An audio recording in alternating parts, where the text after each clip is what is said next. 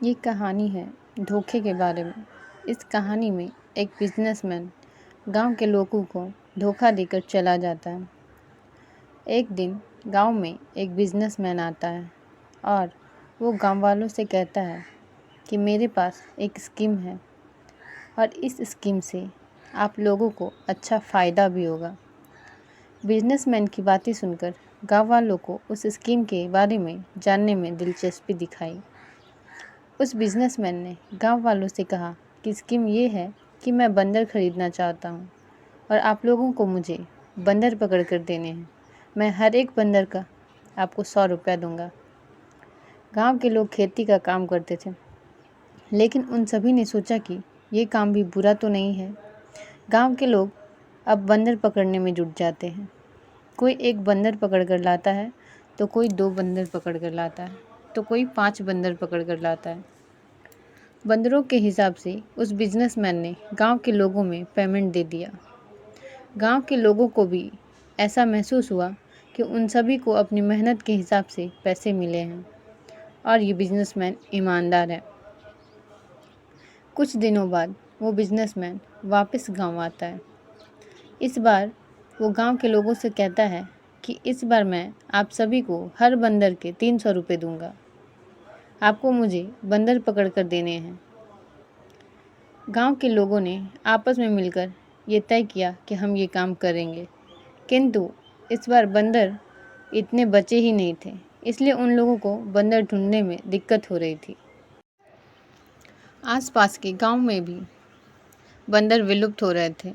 इस बार गांव के लोगों ने बंदर ढूंढने में बहुत मेहनत की, फिर भी पिछली बार की तुलना में इस बार कम बंदर मिले थे। अंत में गांव के लोगों को सफलता मिली और जिसने जितने बंदर पकड़े थे उसके हिसाब से बिजनेसमैन ने सभी को पैसे दे दिए। थोड़े दिनों बाद ये बिजनेसमैन फिर से गांव में आता है और गांव के लोगों से कहता है कि इस बार मैं आपकी हर एक बंदर के 500 रुपये दूंगा।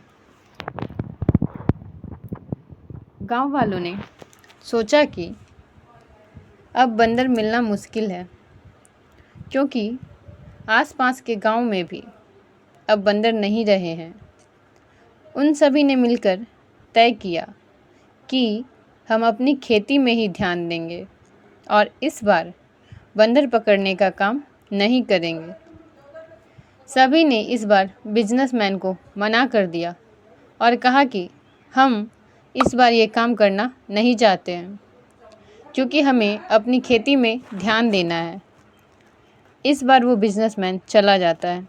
थोड़े दिनों बाद वो बिजनेसमैन फिर से गांव में आता है और वो इस बार गांव वालों से कहता है कि इस बार मैं आप सभी को हर एक बंदर के 2000 रुपये देने वाला हूँ। आप सभी को मुझे बंदर पकड़कर देने हैं। बिजनेसमैन ने पहले भी गांव के लोगों को पैसे दिए थे, इसलिए उन लोगों को इस बिजनेसमैन पर भरोसा था। लेकिन बात ये थी कि अब बंदर बचे ही नहीं थे। गांव के लोगों ने उस बिजनेसमैन से कहा कि बात ये है कि अब बंदर बचे ही नहीं हैं और हमें मिलेंगे भी नहीं, इसलिए हम ये नहीं कर सकते हैं। बिजनेसमैन ने कहा अच्छा ठीक है, और वो निकल जाता है। लेकिन उस बिजनेसमैन के साथ उसका एक नौकर भी था और उसने गांव के लोगों से कहा कि मेरे सेठ तो चले गए, आप सभी तो मुझसे 1000 रुपये में बंदर खरीद कर सेठ को 2000 रुपये में बेच सकते हैं। गांव वालों ने कहा कि अच्छा ठीक है, हम ये करने के लिए तैयार हैं, क्योंकि उन सभी को उस बिजनेसमैन पर पूरा भरोसा था।